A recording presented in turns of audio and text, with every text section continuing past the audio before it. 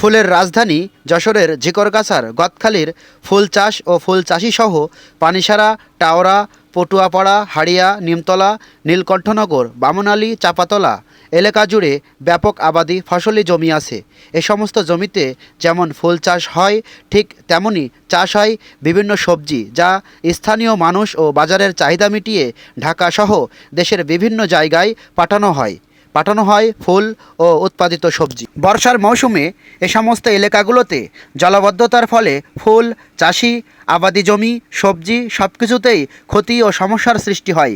এই সমস্ত ক্ষতি, সমস্যা কৃষি ও কৃষক সব কিছু বিবেচনা করে বৃষ্টির দিনে জলাবদ্ধতা যেন না হয়, সঠিকভাবে পানি নিষ্কাশনের জন্যই 2017-18 অর্থবছরের বরাদ্দকৃত অর্থে বাংলাদেশ কৃষি উন্নয়ন কর্পোরেশন বিএডিসির আওতাধীন ঠিকাদারি প্রতিষ্ঠান ঝিনাইদহের মেসার্স মিন্টু ট্রেডার্স খনন করে এই শ্বেতগঙ্গা খাল, যা এখানকার উল্লেখিত এলাকার ফুল চাষি ও আবাদি জমিসহ সবজি চাষে বৃষ্টি হলেই বিভিন্ন কারণে পানি নিষ্কাশন সঠিকভাবে না হওয়ায় চাষি ও চাষাবাদী জমি ক্ষতির মুখে।